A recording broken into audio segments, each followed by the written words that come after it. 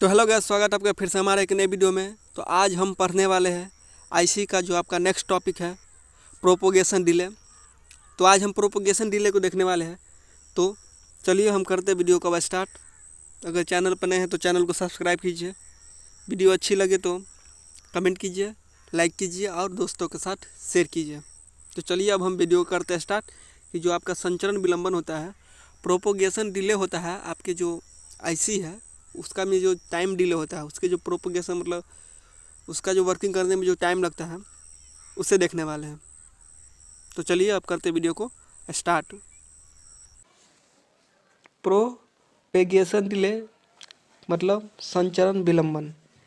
कहने का मतलब है कोई भी काम में जब दो काम किया जाता है उन दोनों काम के बीच में जो गैप होता है उसे संचरण विलंबन कहते हैं। एग्जाम्पल के तौर पर जब आप कोई ऐप खोलते हैं तो उस ऐप को खुलने में लगा समय, प्रोपोगेशन डिले मतलब जो टाइम लगता है उसे संचरण विलंबन कहते हैं। अब हम समझते हैं इसका जो डिफिनेशन दिया गया है, जो आपका परिभाषा है उसे समझते हैं। लिखा है किसी गेट के द्वारा इनपुट संकेत को गेट के आउटपुट तक पहुंचाने में लिया गया समय संचरण विलंबन कहलाता है। कहने का मतलब है कोई अगर हम इनपुट देते हैं और वो जब आउटपुट देता है तो इनपुट और आउटपुट के बीच में जो लिया जाता समय रहता है, जो समय दिया जाता है। मान लीजिए हम किसी को एक झपट मारते हैं, ये आपका इनपुट हो गया।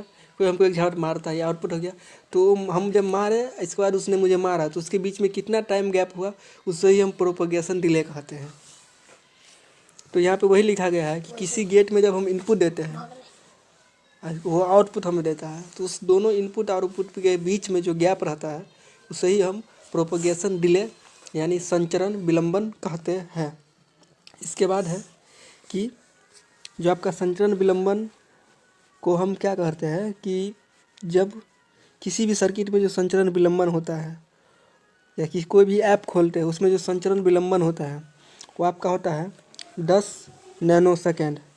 कितना? 10 नैनो सेकेंड। कहने का मतलब है 10 नैनो सेकेंड। नैनो को हम लिखते हैं 10⁻⁻9 को नैनो कहते हैं 10 नैनो सेकेंड। कहने का मतलब है कि जो आपका 1 सेकेंड होता है उस 1 सेकेंड का 9वां भाग नैनो सेकेंड कहलाता है।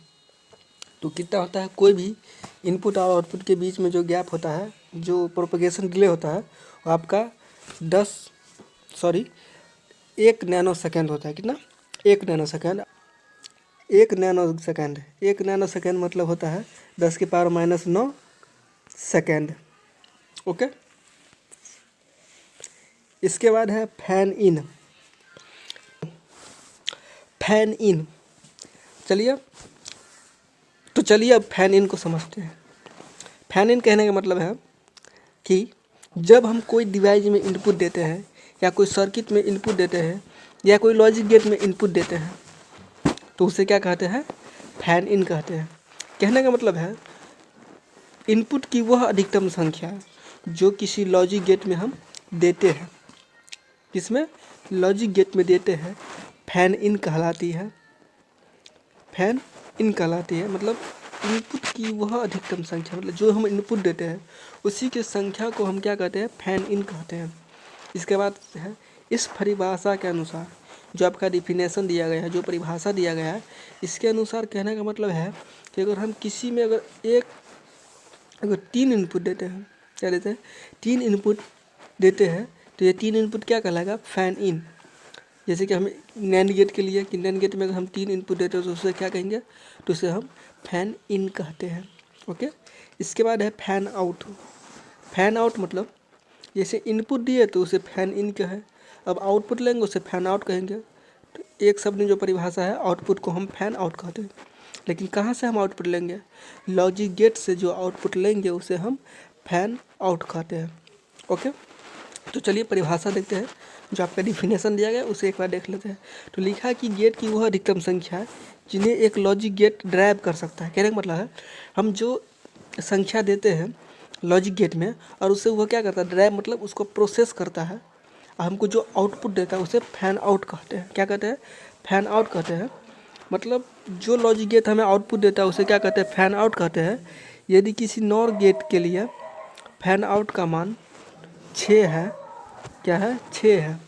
कोई अगर नॉट गेट है, अगर इसका जो फैन आउट का मान 6 है, इसका अर्थ यह है कि नॉट गेट 6 अन्य इसी प्रकार के नॉट गेट ड्राइव कर सकता है। कहने का मतलब है कि 6 गेट क्या है हमारा, 6 गेट आउटपुट पे जब हमको मिल रहा है, इसका मतलब है कि नॉट गेट 6 अन्य इसी प्रकार के नॉट गेट ड्राइव कर सकता है। ओके, तो यहाँ तक आप सबको समझ आ गया। तो चलिए नेक्स्ट देखते हैं। ओके, चलिए तो अब हम नॉइज मार्जिन समझते हैं। तो जो नॉइज मार्जिन होता है, तो नॉइज मार्जिन किसे कहते हैं?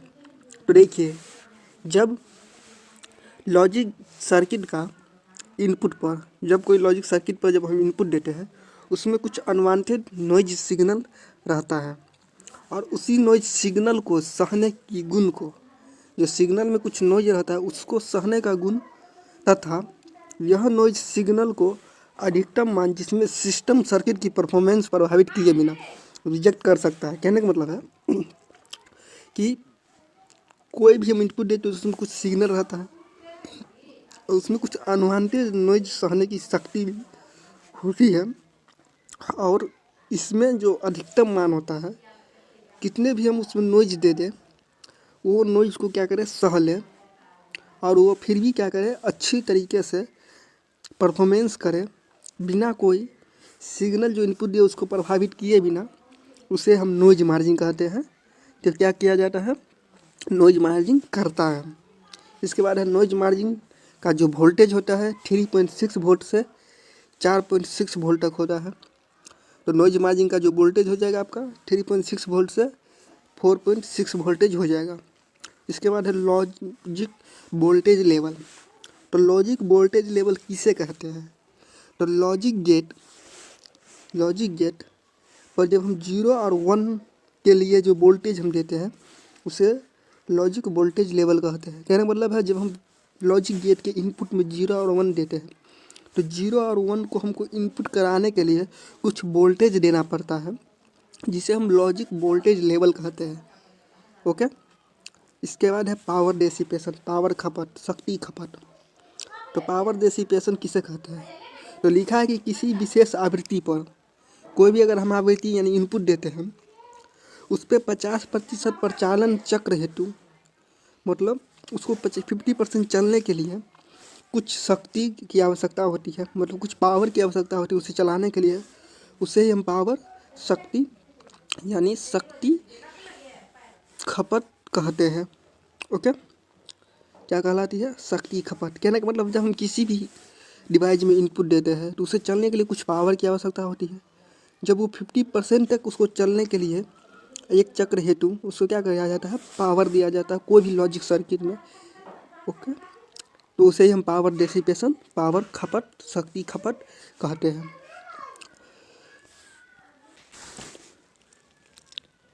तो अब जो आपका टॉपिक है वो है आपका सीमोस। सीमोस है, जो सीमोस होता है एक प्रकार का क्या होता है आपका,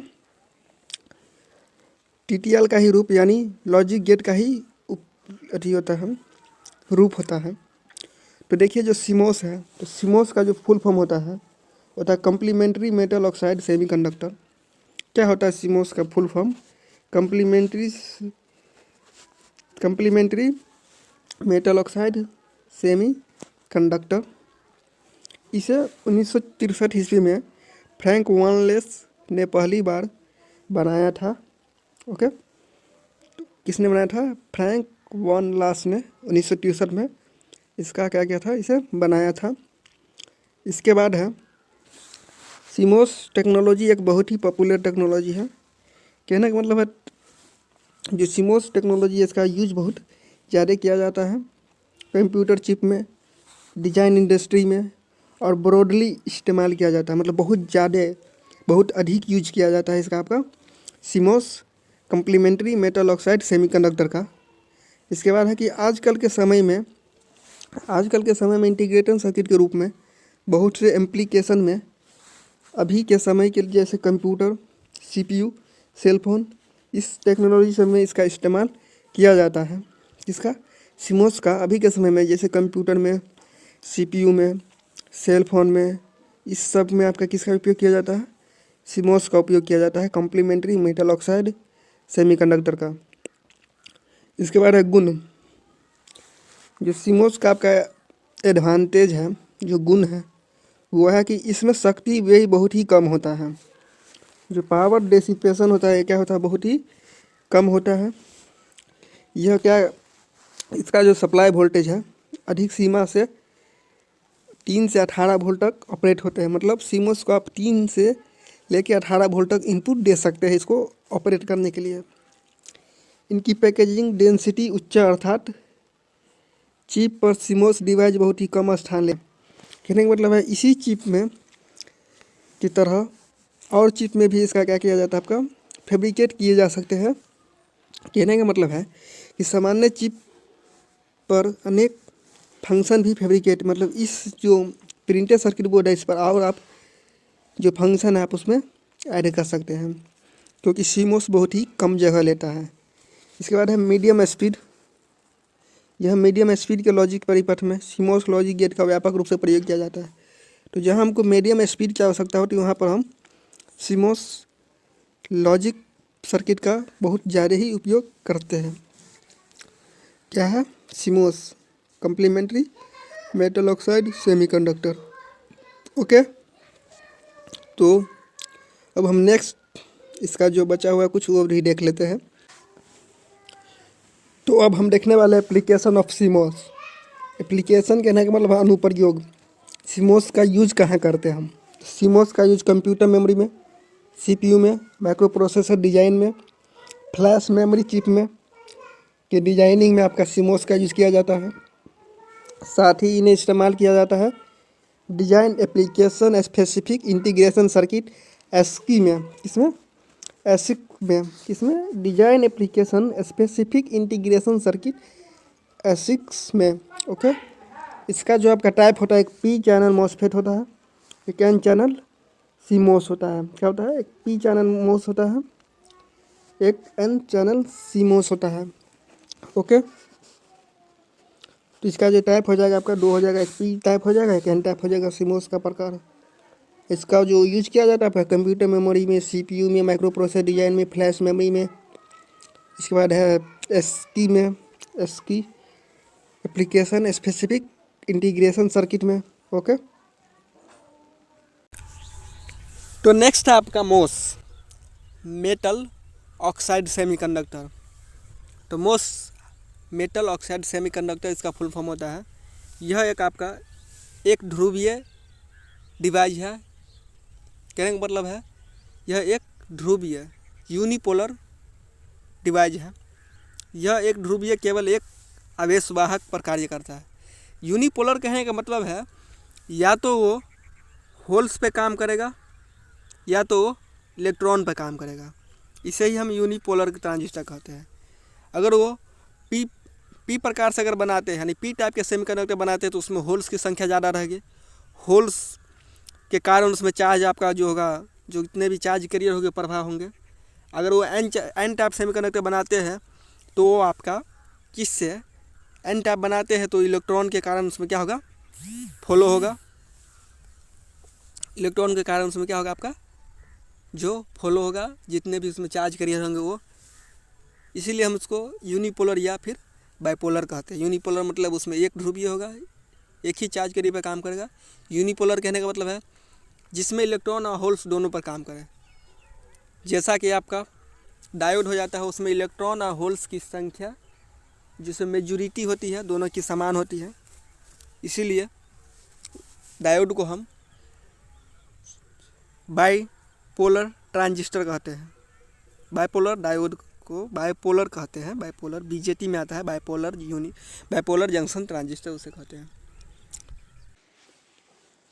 तो अब हम समझने वाले हैं ट्रांजिस्टर लॉजिक। कहने का मतलब है ट्रांजिस्टर और ट्रांजिस्टरों को मिला के जो लॉजिक गेट बनाया जाता है, जो लॉजिक बनाया जाता है, जो लॉजिक सर्किट को तैयार किया जाता है, उसे समझने वाले हैं। इसे शॉर्टकट में TTL कहा जाता है, ट्रांजिस्टर लॉजिक को। लिखा है यह लॉजिक परिवार का सबसे प्रचलित सदस्य है, मतलब सबसे अधिक यूज होने वाला आपका जो लॉजिक सर्किट होता है वो होता है आपका TTL, ट्रांजिस्टर लॉजिक सर्किट। इसके बाद है कि इसका समय विलंबन, कहने का मतलब जो प्रोपगेशन डिले होता है सबसे कम होता है। जो ट्रांजिस्टर है, जो TTL सर्किट है, इसका जो समय विलंबन होता है क्या होता है, सबसे कम होता है। इसके बाद है सर्किट को बनाने में मल्टीपल एमीटर ट्रांजिस्टर प्रयोग किए जाते हैं। कहने का मतलब है इसका सर्किट बनाने के लिए बहुत ज़्यादा ही हम क्या यूज करते हैं, मल्टीपल मतलब एमीटर ट्रांजिस्टर का यूज किया जाता है। इसके बाद है इसमें 4 ट्रांजिस्टर लगे होते हैं, 1 2 3 4। इसमें जो 4 ट्रांजिस्टर लगे होते हैं वो आपका NPN ट्रांजिस्टर होता है।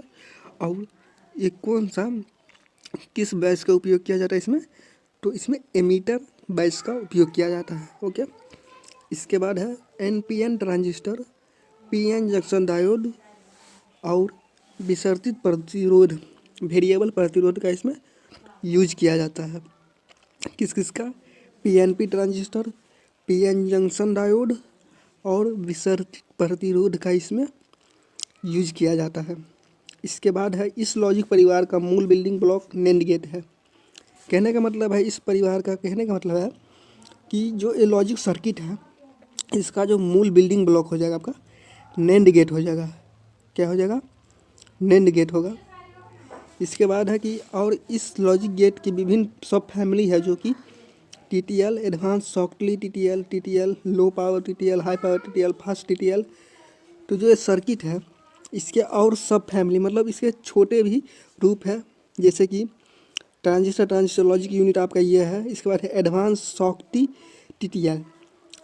एडवांस शॉर्टली TTL में क्या यूज किया जाता है, आपका शॉर्टली डायोड यूज किया जाएगा।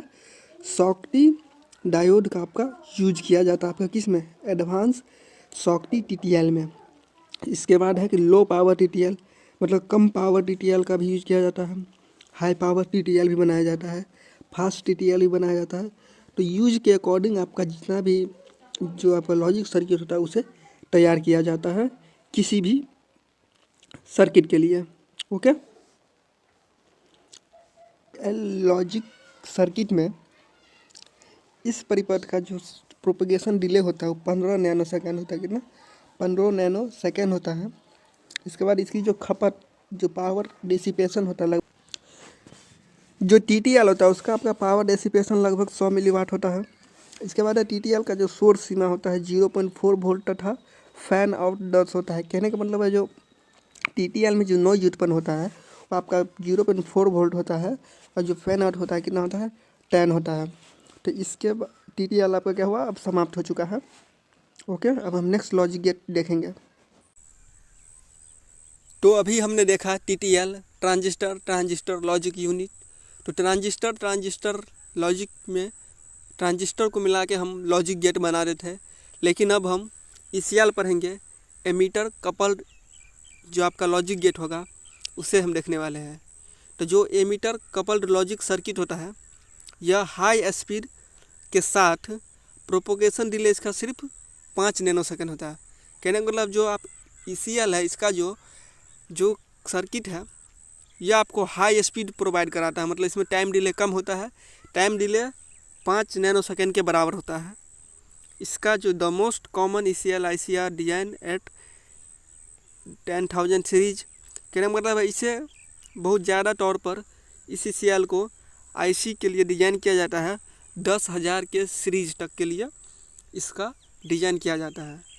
Use in system such as super computer and signal processor where high speed essential, जहाँ पे आपको हाई स्पीड की ज़रूरत होती है जैसे सुपर कंप्यूटर, सिग्नल प्रोसेसर, इस समय आपका ECL लॉजिक गेट का यूज किया जाता है। इसके बाद है ECL family is use restricted to few application because of the following reason. कहने का मतलब है कि जो AIC है इसे बहुत ही कम बनाया जाता है, क्योंकि इसमें कुछ नीचे में जो रीजन दिया गया है उसको लेके इसको थोड़ा यूज कम किया जाता है।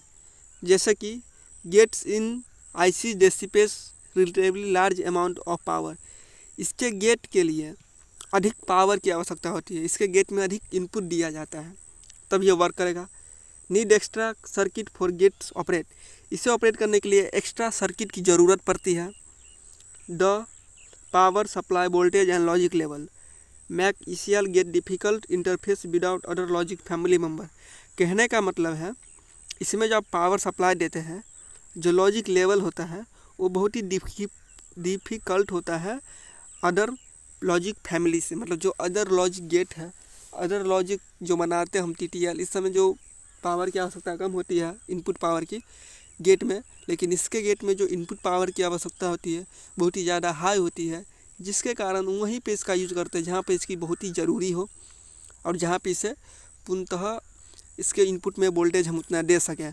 जैसे कि आपका सुपर कंप्यूटर सब हो गया, सिग्नल प्रोसेसर सब में इस समय आपका इसका ज़्यादातर यूज किया जाता है एमीटर कपल्ड लॉजिक गेट का।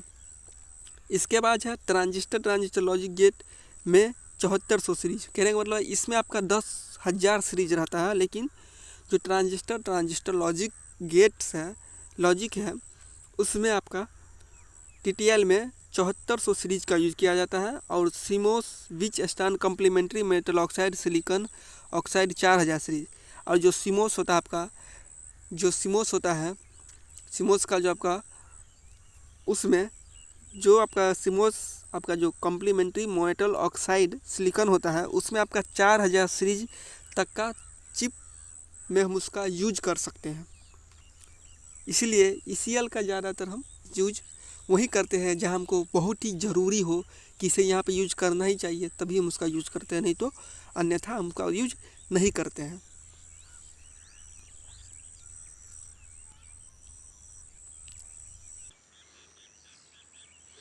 यहाँ पर आपका दिया गया है जो ECL का, वही हिंदी में इसको कन्वर्ट करके दिया गया है कि लॉजिक सर्किट अधिक गति प्रदान करती है, 5 नैनो प्रसार विलंबन होता है, वही प्रोपेगेशन डिले 5 नैनो सेकेंड होता है।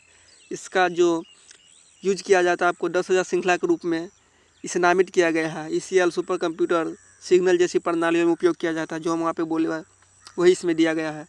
प्रोसेसर जहाँ उच्च गति आवश्यक हो वहीं ECL परिवार IC का कुछ अनुप्रयोग तक ही सीमित है, क्योंकि बिजली की जो इसमें द्वारा अपेक्षा बिखर जाते हैं, कहने का मतलब इसमें बिजली की अधिक आवश्यकता होती है।